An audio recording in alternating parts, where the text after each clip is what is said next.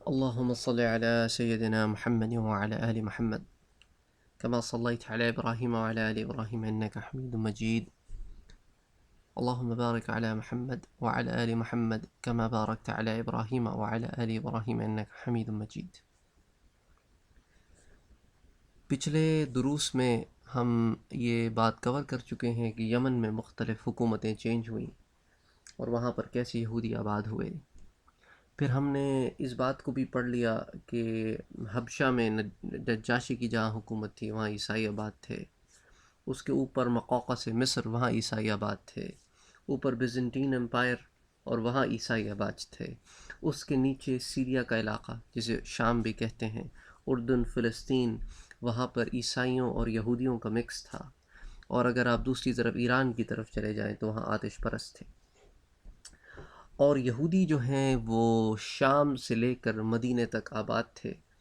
جیسا کہ مثال کے طور پہ سب سے پہلے بخت نصر نے حملہ کیا یہودیوں کی حکومت پر، جب کہ وہ ارض مقدس بیت المقدس میں حاکم تھے.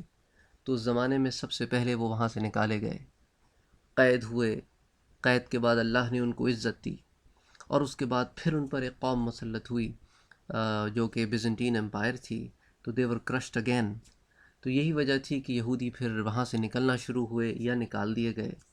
اچھا، کچھ یہودی قبائل جو ہے وہ آ کے مدینے میں اس لیے آباد ہوئے تھے کیونکہ ان کی کتابوں میں یہ لکھا تھا کہ ایک نبی کا ظہور ہوگا اور وہ نبی کی پیروی کرنے والوں کو اللہ عزت دے گا، اور وہ جو نبی ہوگا اس کی ہجرت کی جگہ ہوگی یہ شہر جس کو طیبہ ان کی کتابوں میں لکھا، جو عربی تورات موجود ہے اس میں مہجرہ الطیبہ کی آیات ہے کہ جب وہ ہجرت کرے گا تو وہ طیبہ کی طرف ہجرت کرے گا. تو اس لیے بھی کچھ قبائل یہاں پہ آ کے آباد ہو گئے تھے. اور پھر یہاں مدینے سے لے کر پورا نارتھ، یعنی اگر آپ سیریا تک چلے جائیں تو وہاں پہ کئی پاکٹس تھیں یہودیوں کی. مدینے سے لے کے خیبر تک تو مسلسل پاکٹس تھیں اور اس کے بعد سکیٹرڈ پاکٹس تھیں. اور جیسا کہ ہم آگے پڑھیں گے کہ سیریا یعنی شام میں ارض مقدس میں بھی یہ ایک کسی حیثیت سے موجود تھے، پاکٹس کی صورت میں یا جو بھی آپ کہہ لیں. خیر بہرحال تو یہ سارے دین جو ہیں وہ مکے کے اراؤنڈ، عرب کے اراؤنڈ یا عرب کے کارنرز میں موجود تھے. اب ہم اپنا ایمفیسس جو ہے ان تمام ادیان سے ہٹا کے، جو کہ ادیان ایک ایسا جو دین کی جمع کو اردو زبان میں ادیان کہتے ہیں، تو ان سے ہٹا کے اب ہم خطہ عرب پہ اپنا ایمفیسس کریں گے، specially the ancestors of prophet Muhammad صلی اللہ علیہ وآلہ وسلم. ابن اسحاق نے، ابن ہشام نے اپنی سیرت نبوی میں اللہ کے رسول صلی اللہ علیہ وآلہ وسلم کا نسب جو ہے وہ آل دا وے حضرت آدم علیہ السلام تک بیان کیا ہے. لیکن دیگر صحابہ کرام جیسا کہ حضرت عمر بن الخطاب، حضرت عائشہ رضی اللہ تعالی عنہ، حضرت عبداللہ ابن مسعود رضی اللہ تعالی عنہ، حضرت ابن عباس رضی اللہ تعالی عنہ اور بہت دیگر صحابہ نے ہمیں یہی بتایا ہے اپنی احادیث میں کہ محمد صلی اللہ علیہ وآلہ وسلم کا جو نسب ہے عدنان تک، وہ تو ہمیں حدیثوں میں ملتا ہے. عدنان کے اوپر جتنا بھی نسب کوئی بیان کرتا ہے وہ یا تو کسی اور کتابوں سے ان کو جمع کرتا ہے، مثال کے طور پہ تورات ہو گئی یا اور دیگر کتب متقدمہ ہو گئیں، یا کسی اور سورسز سے بیان کرتا ہے. لیکن اسلام ہمیں صرف عدنان تک رسول اکرم صلی اللہ علیہ وآلہ وسلم کا نسب جو ہے وہ دیتا ہے، لنک بائی لنک، کڑی بائی کڑی. تو آپ صلی اللہ علیہ وآلہ وسلم ہیں تو اولاد اسماعیل میں سے، لیکن عدنان کے اوپر کتنی پشتیں ہیں اور کس کا بیٹا کون تھا اور کیا تھا تو اس کی ہمیں کچھ اصل نہیں پتہ. تو اسی لیے جب ہم رسول اکرم صلی اللہ علیہ وآلہ وسلم کا نسب بیان کرتے ہیں تو بڑے بڑے علماء، مثال کے طور پہ علامہ ابن کثیر، علامہ عسقلانی، امام حلبی اور جو مختلف لوگ ہیں جنہوں نے سیرت کی کتابیں لکھی ہیں، انہوں نے عدنان سے اوپر آپ کا نسب بیان نہیں کیا.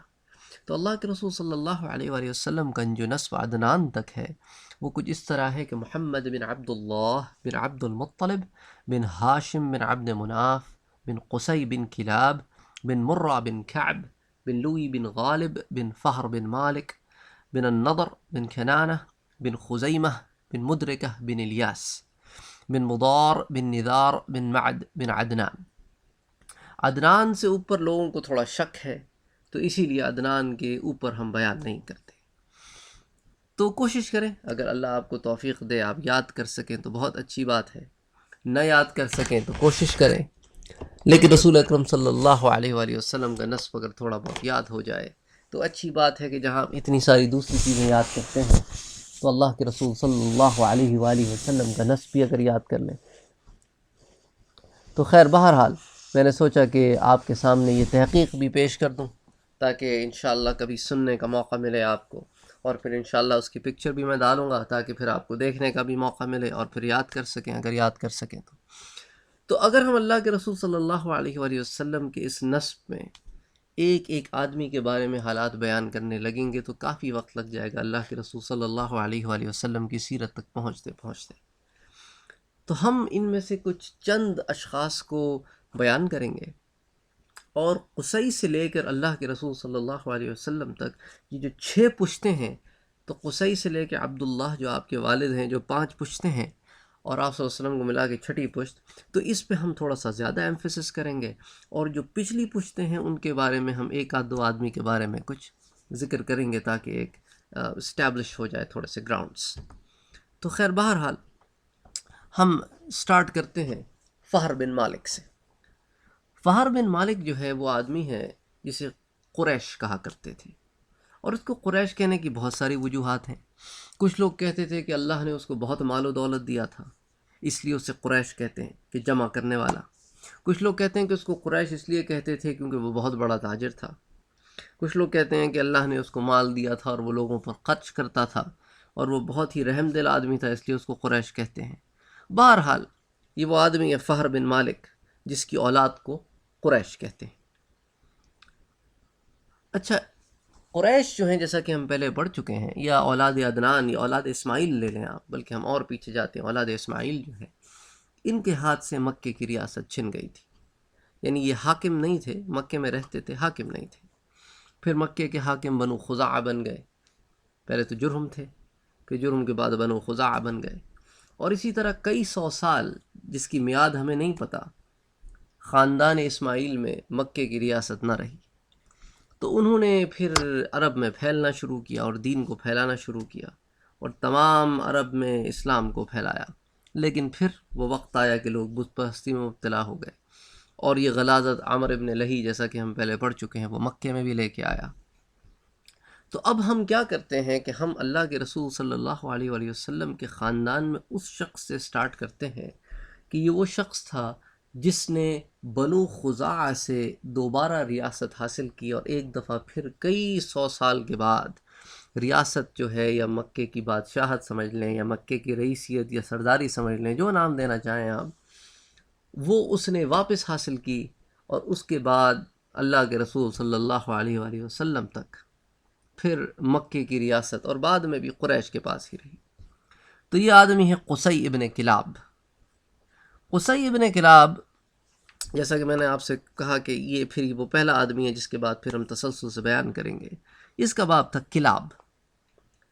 کلاب جو ہے وہ بچپن میں مر گیا. جب قصی چھوٹا تھا تو اس کی ماں نے کسی اور آدمی سے شادی کر لی.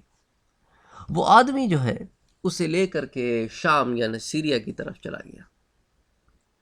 تو وہیں پہ رہا قصی. پھر قصی جو جوان ہوا تو اس نے اپنی ماں سے کہا کہ بھئی میرا اصل تو مکہ ہے، میں غیر ملک میں رہ کے کیا کروں، میں چاہتا ہوں کہ میں مکہ واپس جاؤں.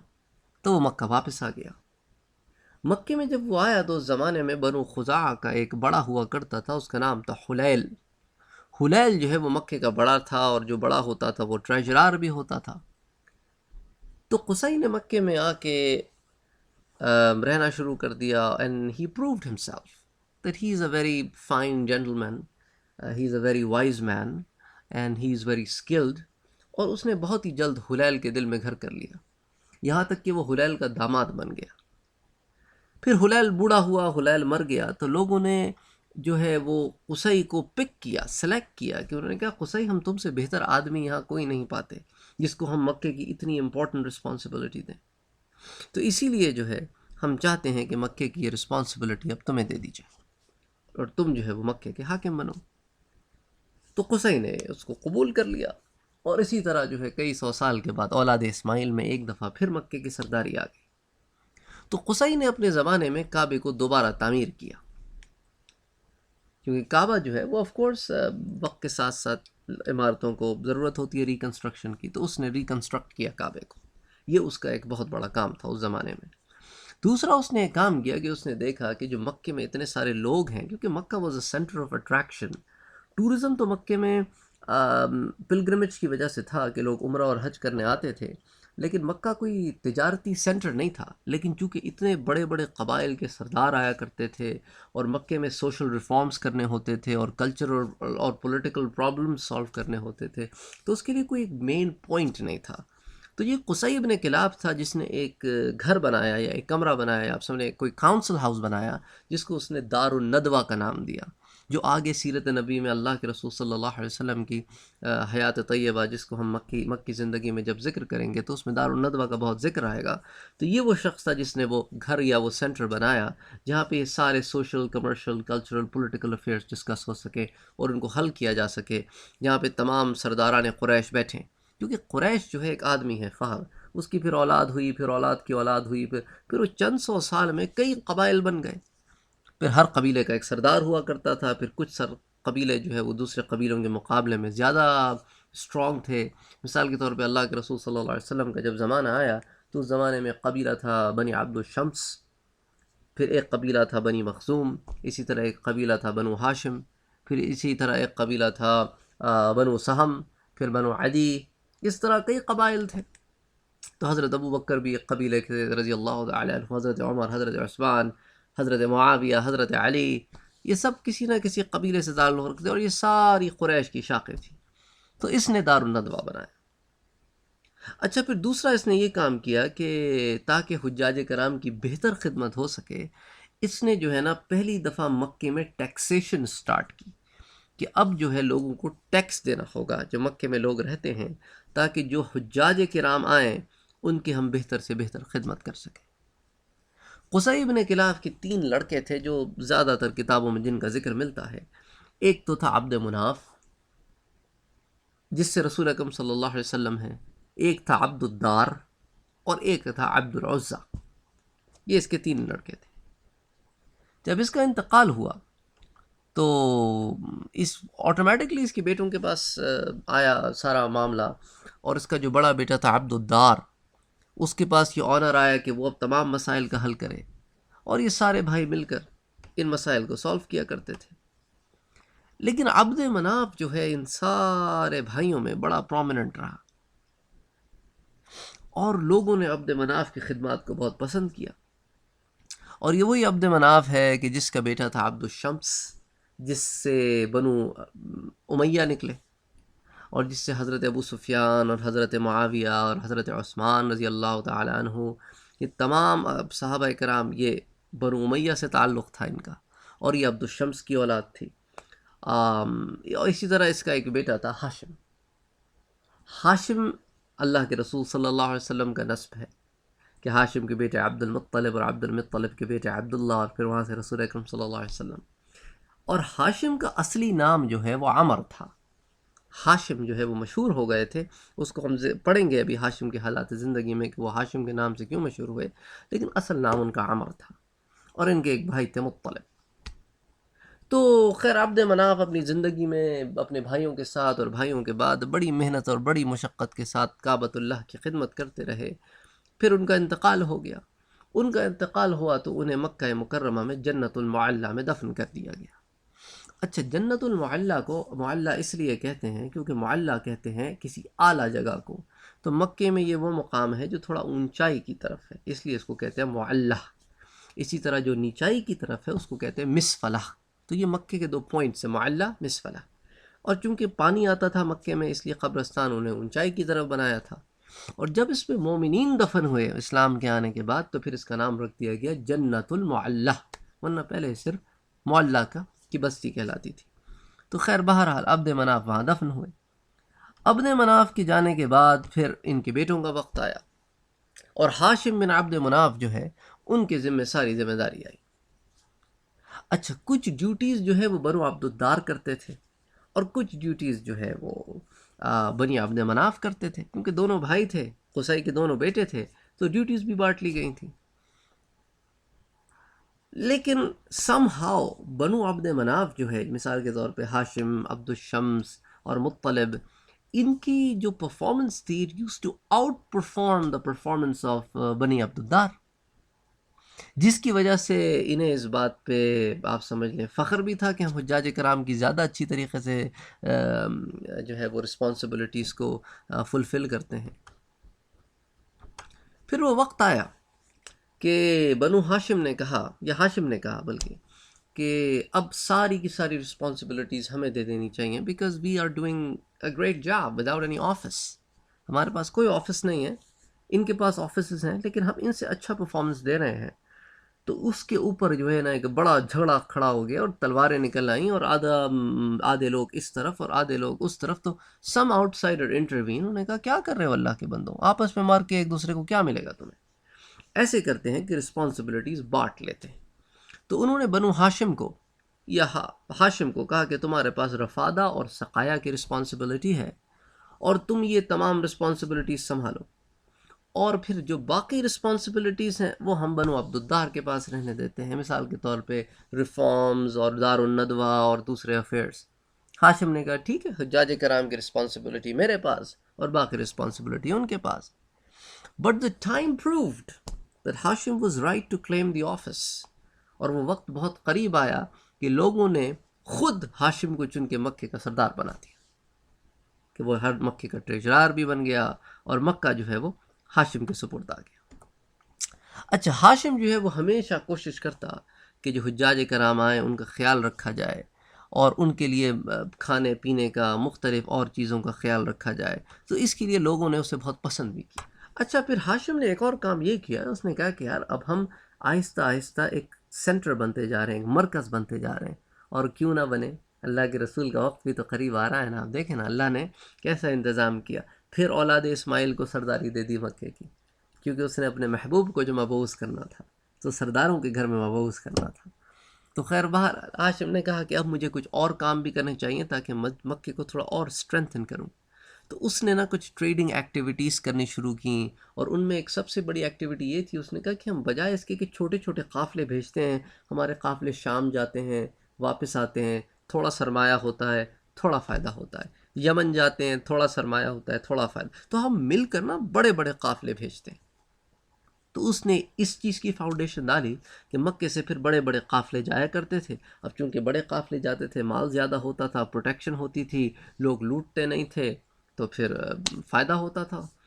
تو اس کے بعد اس نے کیا کیا کہ مکے سے لے کے یمن تک، اور ادھر مکے سے لے کے شام تک اس نے ٹریٹی سائن کی۔ وہ جا کے ٹرائب سے ملا، وہ جا کے بادشاہوں سے ملا، اور اس نے سب سے جا کے ٹریٹی سائن کی۔ اس نے کہا کہ بھئی دیکھو یہ ہمارا ٹریڈ راؤٹ ہے، ہم کعبۃ اللہ میں رہتے ہیں، ہم اللہ کے حرمت والے گھر میں رہتے ہیں، تو ہماری تمہاری یہ ٹریٹی ہے کہ جب ہمارے کیراوانز جائیں گے انہیں کوئی ٹچ نہیں کرے گا، کوئی لوٹے گا نہیں، کیونکہ ہم اللہ کے کعبے کے مجاورین ہیں، اور تم چاہتے ہو کہ اللہ تم پہ غضبناک ہو، اور اس کے علاوہ تم ہمارے کاروانوں سے، تم ہمارے ٹریڈ کیراوان سے ٹیکس بھی نہیں لوگے۔ اس طرح کے اس نے معاہدے یہاں سے لے کے وہاں تک کیے، اور پھر ایک مکے کو نا ایک sort of kind of trading capital بنایا۔ ایک تو مکہ سینٹر میں بھی تھا، تو اور پورٹ بھی قریب تھا جدے کا، تو اسی طرح جو ہے نا مکہ آہستہ آہستہ بڑا اچھا آپ سمجھ لیں کہ ایک ٹریڈنگ کیپٹل سارٹ آف بن گیا۔ ایک دفعہ مکے میں قحط پڑا، تو یہ ہاشم جو ہے یہ شام گیا اپنے 100 اونٹ لے کر، اور وہاں سے یہ بہت ساری آپ سمجھ لیں روٹیاں لے کے آیا، اور اس کے بعد واپس آ کے اس نے وہ 100 کے 100 جتنے اونٹ تھے نا سارے ذبح کیے، اور مفت میں اس نے سرید یعنی وہ روٹی کو چور کے سوپ میں نا وہ لوگوں کو کھلایا، اور اس کے اس عمر کی وجہ سے، اس کے اس کام کی وجہ سے اس کا نام ہاشم پڑ گیا۔ لوگ عمر نام بھول گئے اور اس کا نام ہاشم رکھ دیا۔ یعنی ہاشم کا مطلب ہوتا ہے روٹی چور کر کھلانے والا، تو یہ جو سرید بنا کے کھلاتا تھا لوگوں کو، اس کی وجہ سے اس کا نام ہاشم پڑ گیا۔ تو خیر Hashim was a very wise gentleman, اس نے مکے کو اسٹرانگ اور اسٹرینتھن کرنے کے لیے بہت کام کیے، اور اس کی اسی کاوشوں کی وجہ سے، اس کی اسی محنتوں کی وجہ سے جب اللہ کے رسول صلی اللہ علیہ وسلم کا وقت آیا تو Mecca had turned into a very organised trading place, اور اسی کو اللہ نے پھر قرآن میں ذکر کیا. بسم اللہ الرحمن الرحیم لإیلاف قریش إيلافهم رحلة الشتاء والصيف فليعبدوا رب هذا البيت الذي أطعمهم من جوع وآمنهم من خوف. تو اللہ نے ان کو بتایا کہ مکے والو تم اللہ کا شکر گزاری کیوں نہیں کرتے، اللہ کی اطاعت کیوں نہیں کرتے. یہ اللہ ہی تو ہے کہ جس نے تمہیں سردیوں کے موسم میں سیف کیراوان دیا کہ تم یمن جاؤ جو کہ تھوڑا گرم علاقہ ہے، سردی کم پڑتی ہے. اور یہ اللہ ہی تو ہے جس نے تمہیں سیف راؤٹ دیا کہ تم گرمیوں کے مہینے میں سیریا جاؤ، سیریا جاؤ، شام جاؤ جو کہ نارتھ ہے جہاں پہ کم گرمی پڑتی ہے. اور تمہارے کیراوانس کو کوئی ہاتھ نہیں لگاتا تھا کہ اللہ نے تم کو امن دیا خوف کے زمانے میں کہ سب پر خوف رہتا تھا لیکن تم امن سے جاتے تھے، تمہیں کوئی ہاتھ نہیں لگاتا تھا. تو اب وہی رب تو تمہیں عبادت کے لیے بلا رہا ہے اپنی. تو یہ ہاشم تھا جس کے زمانے میں یہ کام ہوا. اچھا، ہاشم خود بھی جایا کرتا تھا ٹریڈ راؤٹس پر.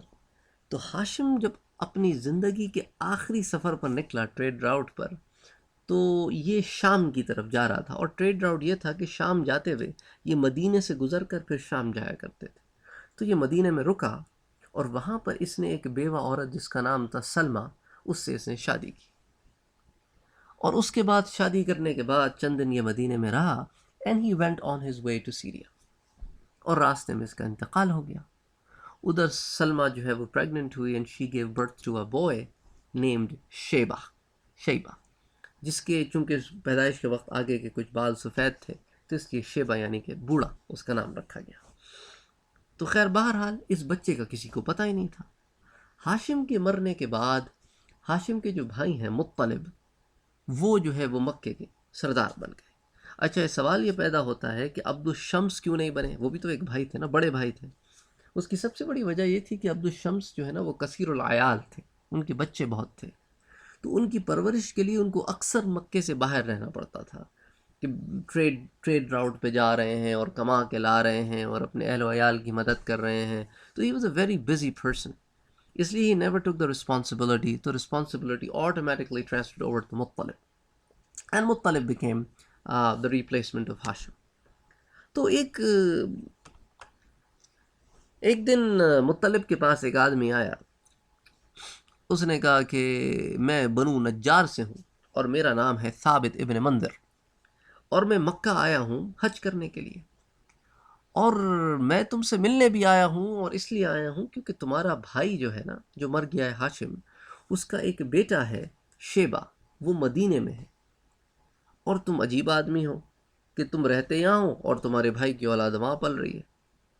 مطلب کو تو بڑی حیرانی ہوئی. اس نے کہا مدینے میں ہاشم کی اولاد؟ یہ کیا کہہ رہے ہو؟ ہمیں تو اس اولاد کے بارے میں کچھ پتہ ہی نہیں ہے. تو اس نے سارا قصہ بتایا اس کو. تو مطلب نے کہا بھائی ٹھیک ہے، اگر ایسی بات ہے تو بیٹا تو پھر باپ کا جانشین ہوتا ہے، تو Sheeba deserves to be here تاکہ وہ میرے ساتھ محنت کرتا رہے اور پھر وہ وقت آئے گا تو پھر وہ رئیس بن جائے گا مکے کا. اچھا، ان میں یہ چکر اس لیے بھی ہوتا تھا کیونکہ یہ چاہتے تھے کہ اللہ نے اگر ہمیں کوئی شرف دیا ہے تو وہ شرف ہم سے کہیں دور نہ جائے. تو یہ چاہتے تھے کہ اللہ نے جب شرف دیا ہے تو دے were always looking for people جن کو وہ گرو کریں اس طرح کہ وہ پھر یہ پوزیشنز لے سکیں اور سرداری جو ہے رئیسیت ان کے خاندان میں رہے. تو یہ مدینہ آیا اور مدینہ آ کے یہ سلمہ سے ملا اور اس سے کہا کہ بھئی دیکھو تم شیبہ کو میرے حوالے کر دو. اس نے کہا دیکھو شیبہ میرا ایک ہی بیٹا ہے، میں اس کو تمہارے حوالے نہیں کرتی. اس کے علاوہ وہ یہاں یاسی میں ٹھاٹ میں پلتا ہے، اور مکے میں تو تم لوگ اتنے سخی لوگ ہو کہ سب کچھ تم حجاج پہ لٹا دیتے ہو، تمہارے اپنے پلے تو کچھ بچتا نہیں. تو یہ وہاں پہ بڑی صعوبتوں اور محنتوں میں آ جائے گا، یہاں پہ بڑی لاڈ سے پل رہا ہے. تو اس نے کہا چلو ایسا کرتے ہیں کہ یہ شیبہ پہ چھوڑ دیتے ہیں. تو شیبہ سے جب پوچھا گیا تو شیبہ نے کہا نہیں، میں تو اپنے چچا کے ساتھ جانا چاہتا ہوں اپنے باپ کے شہر. تو شیبہ جو ہے وہ مکے آ گئے. اچھا، اب یہ اونٹ پر بیٹھے تھے اور مکے میں داخل ہوئے. اب لوگوں کو تھوڑی پتہ ہے کہ یہ ہاشم کا بیٹا ہے.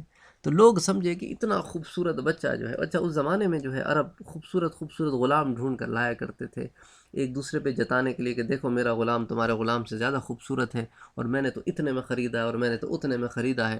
تو یہ اس طرح کی گیدڑ پھپکیاں بھی ایک دوسرے پہ مارتے تھے. تو وہ یہی سمجھے کہ اتنا خوبصورت سا غلام مطلب کہیں سے ڈھونڈ کے لایا ہے. تو انہوں نے کہنا شروع کر دیا عبد المطلب عبد المطلب، مطلب کا غلام، مطلب کا غلام، مطلب کا غلام. تو وہ جو نام تھا نا شیبہ، وہ تو کہیں گم ہو کے رہ گیا، اور اس طرح ان کا نام عبد المطلب پڑ گیا، حالانکہ نام ان کا شیبہ تھا. تو خیر بہرحال مطلب کے انتقال کے بعد عبد المطلب جو شیبہ تھے رسول اکرم صلی اللہ علیہ وآلہ وسلم کے دادا، انہوں نے اس بات کی خواہش کا اظہار کیا، اور ہی واز کیپیبل ٹو، اور بہت ہی زیادہ اللہ نے ان کو زبان میں بھی بڑی طاقت دی تھی کہ بڑی زبردست سپیچ کرتے تھے، and a very good diplomat and extremely wonderful person to be become the رئیس آف مکہ. تو انہوں نے چاہا کہ یہ آفیسز ان کو مل جائیں، لیکن ان کے راستے میں روڑے اٹکا دیے ان کے سوتیلے چچا نفیل نے. اس نے کہا نہیں عبد المطلب تمہیں تو نہیں مل سکتا، حق تو میرا ہے. And he was totally incapable. تو عبد المطلب نے اپنے ماموں سے کانٹیکٹ کیا، اور ان کے ماموں جو ہیں وہ 80 گھڑ سوار لے کے آئے، اور انہوں نے ان کو کیمپ آؤٹ کیا مکے کے باہر، اور مکے میں داخل ہوئے اور دار الندوہ میں آ کے نفیل سے ملے اور کہنے لگے نفیل کیا تم چاہتے ہو کہ ہماری تلوار تمہارے خون سے لال نہ ہو؟ نفیل نے کہا کیا مطلب؟ کہتے ہیں آئی ایم کیمپڈ آؤٹ سائڈ. اس زمانے میں 80 گھڑ سوار مسلح بڑی بات ہوتی تھی. تو نفیل تو ڈر گیا. اس نے کہا اچھا تم غصہ نہ کرو، چاہتے کیا؟ اس نے کہا بھائی دیکھو جو ہاشم کا رائٹ ہے وہ عبد المطلب کو ملنا چاہیے، تو بہتر ہے کہ تم یہ سرداری عبد المطلب کو دے دو. اس نے کہا بھائی ٹھیک ہے، تم ناراض نہ ہو، میں عبد المطلب کو یہ سرداری دے دیتا ہوں. تو یوں عبد المطلب کو اس نے سارے آفیسز جو اس نے اپنے قبضے میں لے لیے تھے وہ عبد المطلب کو دے دی. پھر عبد المطلب کہتے ہیں کہ ایک دن میں کعبۃ اللہ میں سویا ہوا تھا کہ میں نے خواب دیکھا ہے کہ ایک بندہ میرے پاس آتا ہے اور مجھ سے کہتا ہے کہ اغفر طیبہ، طیبہ کو کھودو. کچھ بتاتا بھی نہیں اور چلا جاتا ہے. میں بڑا پریشان ہوا، میں کہا اللہ کے بندے طیبہ کو کھودو، طیبہ کیا ہے؟ پھر کہتے ہیں ایک رات گزر گئی تو اگلے دن پھر آیا، کہتا ہے اغفر برہ کو کھودو. میں کہا برہ کیا ہے؟ پھر تیسری رات آیا، پھر کہنے لگا اغفر مضمونہ کو کھودو. میں نے کہا اللہ کے بندے مضمونہ کیا ہے؟ کچھ نہیں بتایا، چلا گیا. چوتھی رات پھر آیا، کہنے لگا اغفر زمزم کو کھودو. تو میں نے کہا اچھا تو یہ سارے نام زمزم کے نام تھے. اچھا جیسا ہم پہلے پڑھ چکے ہیں کہ 500 سال پہلے جب یہاں سے بنو جرہم نکلے اور بنو خزاعہ آئے، تو اس زمانے میں بنو جرہم جو اللہ کے دین سے دور ہو گئے تھے، عذاب میں اللہ نے زمزم کو خشک کر دیا تھا. تو وہ اس کے اندر ساری اپنی بلانگنگز رکھ کے نا اس کو اوپر سے بند کر کے چلے گئے تھے. تو اس لیے جو بنو خزاعہ بعد میں آئے تو no one paid any attention to, بھائی زمزم کوئی چیز تھی اور 500 سال گزر گئے، نام وام بھولا گیا، کسی کو تو یہ بھی نہیں پتا تھا کہ یہاں زمزم تھا. تو اسی لیے زمزم جو ہے وہ was not available. And then Abdul Muttalib came to know کہ یہ سارے نام زمزم کے ہی ہیں، اور اس زمانے میں عربوں کا یہ رواج ہوا کرتا تھا کہ اگر کسی چیز سے ان کو بہت محبت ہوتی تھی تو اس کو کئی نام دیتے تھے. تو اس کے بعد اس شخص نے عبد المطلب سے کہا، عبد المطلب نے اس سے پوچھا اچھا میں زمزم کو ڈھونڈوں کیسے؟ تو اس نے ان کو کچھ نشانیاں بتائیں. اس نے کہا کہ بین فرس و دمن، یعنی ایک طرف تو تم دیکھو کہ غلاظت پڑی ہوئی ہے، اور ایک طرف تم دیکھو کہ خون پڑا ہوا ہے. عند الغراب الاحسم، اور ایک وہاں پر کالا کوا ہوگا جس کے تھوڑا سا حصہ سفید ہوگا اور باقی کالا ہوگا، وہ زمین پر ایسے چونچ مار رہا ہوگا جیسے کچھ کھودنے کے لیے مارتا ہے نا. اور عند القریۃ النملہ، اور وہاں پر ایک چونٹیوں کی بستی بھی ہوگی. اور وہ یہ کہہ کے چلا گیا. عبد المطلب کہتے ہیں کہ پھر میں نے ڈھونڈنی شروع کی نشانی، لیکن پورے مکے کو میں نے چھان مارا، مجھے کہیں یہ نشانی نہیں ملتی. اور میں بڑا پریشان ہوا، اور میں آ کے کعبۃ اللہ کے قریب جو ہے حبل کے پاس بیٹھا ہوا تھا کہ میں نے دیکھا کہ ایک آدمی آیا ہے، اس نے اپنا بکرا ذبح کیا یا اونٹ ذبح کیا، جو بھی جانور ذبح کیا، اور جیسے جانور پھڑپھڑا کے تھوڑا آگے جا کے گرتا ہے نا، تو وہ تھوڑا پھڑپھڑا کے آگے جا کے گرا. تو جہاں پر وہ ذبح کیا گیا تھا وہاں خون تھا، اور جہاں پر اس کو صاف کیا گیا وہاں غلاظت تھی. میں نے کہا چلو دو نشانیاں تو مل گئی، بین فرس و دمن، غلاظت اور دم کہتے ہیں خون کے درمیان. پھر میں تھوڑا آگے گیا تو مجھے وہ کوا بھی مل گیا جو زمین میں ٹھونگے مار رہا تھا. پھر میں نے وہاں پہ دیکھا تو وہاں پہ قریۃ النملہ بھی تھی، ایک چونٹیوں کی بستی. تو میں نے سارے نشان لگا لیے اور اس کے بعد میں نے کہا کہ چلو کھدائی شروع کرتے ہیں. اب دیکھیں نا اللہ کے انتظام تو ذرا سنیں، اللہ کے انتظام تو ذرا سنیں نا. جب اس نے کدال اٹھا کے زمین پہ مارا تو پتہ ہے کیا کہتا ہے عبد المطلب؟ کہتا ہے اللہ اکبر. اس نے اور کسی بت کو یاد نہیں کیا، صرف اللہ کو یاد کیا. اچھا اس وقت ان کا بیٹا بھی ایک ہی تھا، اس کا نام تھا حرث. تو عبد المطلب نے جب کھدائی شروع کی تو قریش آگے جمع ہو گئے سارے، اور سارے وہاں جمع ہو کر انہوں نے عبد المطلب سے کہا کہ بھئی کیا کر رہے ہو؟ اس نے کہا میں زمزم کھود رہا ہوں. اس نے کہا ہم بھی کھودیں گے اور اس میں ہمارا بھی حصہ ہے. اس نے کہا حصہ تمہارا نہیں، حصہ صرف میرا ہے کیونکہ اللہ نے مجھے حکم دیا ہے کھودنے کا. تو اس وقت اس کا جو چچا زاد بھائی تھا نا، نفیل کا بیٹا عدی، وہ آ گیا. اس نے کہا دیکھو مطلب، تم ہمارا کچھ نہیں بگاڑ سکتے، ہم اتنے سارے لوگ ہیں، تمہارا تو بیٹا بھی ایک ہے، تم ہمارا کیا بگاڑو گے؟ تو عبد المطلب نے کہا شرم کرو، شرم کرو عدی، تمہارے تو باپ کو اور تم کو میرا باپ پالتا تھا اور تم مجھے ہی آنکھیں دکھا رہے ہو. تو یہ سن کر وہ پیچھے ہٹ گیا. لیکن عبد المطلب کہتے ہیں میں نے ایک دعا مانگی اللہ سے کہ اللہ تو اگر مجھے 10 بیٹے دینا تاکہ ان میں سے کسی کی ہمت نہ ہو مجھے کچھ بولنے کی، تو میں تیرے راستے میں اپنے سے اپنا ایک بیٹا قربان کروں گا، اس کو ذبح کروں گا. قریش نے کہا بھئی ہم نہیں مانتے. اچھا اس کا ایسا کرتے ہیں، اس کا فیصلہ کرتے ہیں. اس نے کہا چلو فیصلہ کرتے ہیں، کیا کریں؟ اس نے کہا کہ سیریا میں ایک کاہنہ ہے، عربوں نے فیصلہ کیا کہ اس کے پاس جاتے ہیں اور وہ فیصلہ جو کرے گی وہ سب کو منظور ہوگا. انہوں نے کہا چلو ٹھیک چلتے ہیں. جب راستے میں جانے لگے تو ان کا پانی ختم ہو گیا. تو سب نے کیا کیا؟ سب نے کہا کہ چلو یار اب پانی تو ہے نہیں اور صحرا ہے، تو اپنی اپنی قبریں کھودو اور قبروں میں بیٹھ جاؤ، اب جب وقت آئے گا تو پھر ختم ہو جائیں گے. تو عبد المطلب بھی قبر میں بیٹھ گئے، لیکن انہوں نے کہا دیکھو یار اگر ہم اسی طرح قبر میں بیٹھے موت کا انتظار کرتے رہیں تو پھر اس کا کیا فائدہ؟ ایسا کرتے ہیں کچھ محنت کرتے ہیں، کچھ تگ و دو کرتے ہیں، شاید پانی مل جائے. اس کے بعد جب انہوں نے اونٹ اپنے اٹھائے نا، تو عبد المطلب کا جو اونٹ تھا نا، اس کے نیچے سے پانی کا فوارہ نکل آیا اور سب نے پانی پی لیا. اللہ کی مرضی. تو اب سارے لوگوں نے کیا کہ یار دیکھو اللہ نے تو یہی فیصلہ کر دیا، یہ حق پر ہے اور پانی پر اسی کا حق ہے، اگر نہیں ہوتا تو اللہ کسی اور کو بھی پانی دے سکتا تھا. اللہ نے چونکہ پانی اس کو دیا ہے اس لیے اللہ نے یہ فیصلہ ہمارے درمیان کر دیا ہے کہ زمزم کا یہ مالک ہے. چلو واپس چلو، سیریا تک جانے کی ضرورت نہیں ہے. یہ واپس آ گئے. پھر جب انہوں نے زمزم کھود لیا تو اس کے بعد پھر ان کی نیتیں پھر بدل گئیں، کیونکہ زمزم جب کھدا تو اس کے اندر سے جب چیزیں نکلیں تو انہوں نے دیکھا اس میں تو سونا بھی ہے اور اس میں تو تلواریں بھی ہیں. انہوں نے کہا کہ یار اب تو ہمیں اس میں حصہ چاہیے.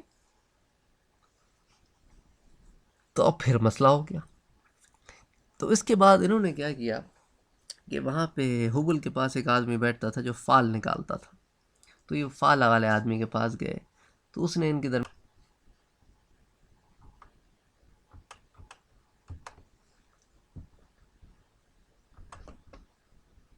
پھر عبد المطلب نے ایک کام یہ کیا کہ عبد المطلب نے زمزم کی جو کھدائی تھی اس سے پانی نکلا تو اس نے بالکل باہر نہ ایک پونڈ سا بنایا. اس پونڈ میں اس نے زمزم نکال کے اپنے بیٹے کی مدد سے اس میں ڈال دیا کرتا اور پھر لوگ وہاں سے لیتے. جب وہ خالی ہو جاتا تو اس پونڈ کو پھر فل کر دیتا. تو قریش کو اس سے بغض ہوا کہ یار اس طرح تو عبد المطلب ایسے ہی بس ہیرو بنا جا رہا ہے لوگوں کی آنکھوں میں. تو انہوں نے آ کے نا وہ رات جب وہ بنا کے جاتے نا تو وہ آ کے اس پونڈ کو تھوڑا سا ڈسٹروائے کر دیتے، اس کی اونٹیں اکھاڑ دیتے، اس میں سے پانی نکل جاتا ہے. تو اس کے بعد جو ہے وہ اگلے دن عبد المطلب آ کے اپنے بیٹے کے ساتھ اس کی مرمت کرتا. اچھا پھر ان کا بس نہ چلا تو انہوں نے اس میں آ کے نہانا وانا شروع کر دیا، اس پانی کو گندا کر دیتے کہ کوئی پی نہ سکے. تو عبد المطلب نے خواب دیکھا جس میں ایک شخص آیا، اس نے ان سے کہا کہ قریش سے کہو کہ آج کے بعد اس پانی کی بے حرمتی تم پر حرام ہے، اگر اس کو پینے کے علاوہ کسی اور چیز کے لیے استعمال کرو گے تو پھر تم خود ذمہ دار ہو کانسیکوینسز کے. جب اگلے دن عبد المطلب صبح اٹھے تو انہوں نے جو ہے یہ سارے لوگوں کے سامنے اعلان کر دیا کہ مجھے اللہ نے خواب میں یہ حکم دیا ہے. لیکن قریش پھر بھی باز نہ آئے. تو ہوا یہ کہ ایک شخص اترا اس میں اسی نیت سے کہ میں اس میں نہاؤں گا تو یہ پانی گندا ہو جائے گا، اب کوئی پیے گا نہیں تو ان کو پھر سارا پانی نکال کے نیا پانی بھرنا پڑے گا. تو جب وہ اندر سے ہو کے نکلا نا تو اللہ نے اس کے اسکن پر ایک ڈیزیز ڈال دی. اس کی وجہ سے پھر سارے قریش جو ہے وہ سنبھل گئے کہ نہیں بھائی یہ بات ٹھیک کر رہا ہے، اللہ نے اس کو حکم دیا ہے تو اس کام سے باز آئے۔ اس کے بعد جب عبد المطلب کے اللہ نے 10 بیٹے دیے عبد المطلب کو اور وہ بڑے ہو گئے، تو عبد المطلب کو ایک دن خواب آیا کہ عبد المطلب تم اپنی منت بھول گئے ہو۔ تو عبد المطلب اٹھے اور انہوں نے نا ایک بھیڑ ذبح کر دی۔ پھر خواب آیا اگلے دن، انہوں نے کہا عبد المطلب لگتا ہے تم اپنی منت بھول گئے ہو۔ عبد المطلب اٹھے اگلے دن اور انہوں نے گائے ذبح کر دی۔ اگلے دن پھر خواب آیا کہ عبد المطلب اس سے بھی زیادہ اچھی چیز، تو انہوں نے اونٹ ذبح کر دیا۔ پھر خواب آیا اس سے بھی زیادہ اچھی چیز، اب وہ بڑے پریشان ہوئے۔ پھر انہیں یاد دلایا اس شخص نے جو خواب میں آیا کہ تم نے ایک منت مانگی تھی اس طرح اس طرح اس طرح۔ تو عبد المطلب اگلے دن انہوں نے اپنے سارے بیٹوں کو جمع کیا اور کہا کہ دیکھو میں نے اس طرح کی منت مانگی تھی اور اب تو مجھے منت پوری کرنی ہے۔ تو بیٹوں نے کہا ٹھیک جیسی آپ کی مرضی۔ تو اس کے بعد وہ فال والے کے پاس گئے، انہوں نے ہر بیٹے کا ایک تیر فال والے کو دیا اور کہا کہ اب تم فال نکالو، جس کا نام نکلے گا اس کو ہم ذبح کر دیں گے اللہ کے نام پہ۔ اور عبد المطلب کہتے ہیں میں چاہتا تھا کسی کا بھی نام نکل جائے لیکن عبداللہ کا نہ نکلے، کیونکہ ان کو وہ بہت محبوب تھا۔ لیکن خدا کی قدرت، جب تیر ڈالا گیا اور نکالا گیا تو عبداللہ کا نام نکلے۔ اب یہ بڑے پریشان ہوئے کہ یار اب تو عبداللہ کو ذبح کرنا پڑے گا۔ تو انہوں نے کہا ایسا کرو کہ پھر ڈالو۔ پھر ڈالا، پھر عبداللہ کا نام نکل آیا۔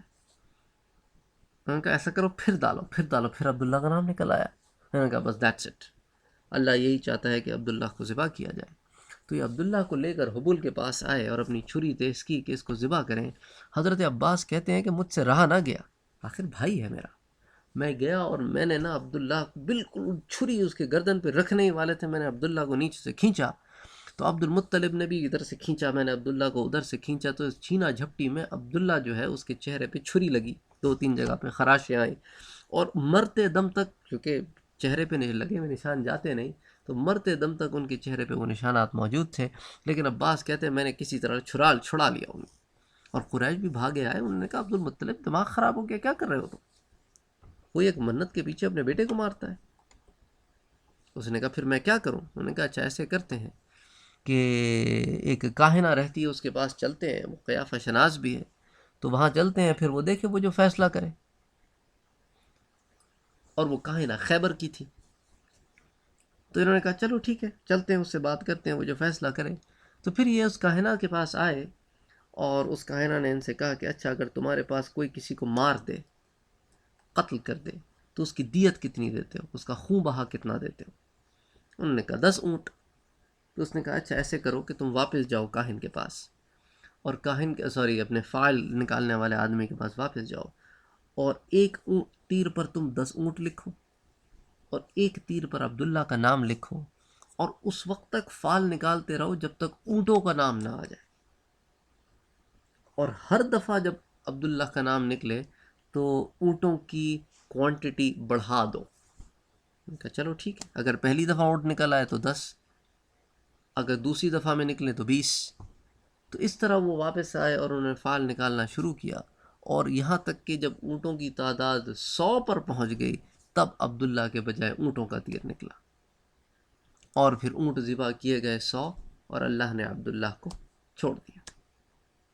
تو اسی وجہ سے اللہ کے رسول صلی اللہ علیہ وآلہ وسلم کہتے تھے کہ انا ابن الذبیحین، میں 2 ذبیحوں کا بیٹا ہوں، ایک تو میرا دادا اسماعیل وہ ذبیح، اور ایک میرا اپنا سگا باپ وہ ذبیح، اور اللہ نے دونوں کو بچا لیا، اللہ نے دونوں کی جگہ کچھ قربانی لے کر دونوں کو بچا لیا۔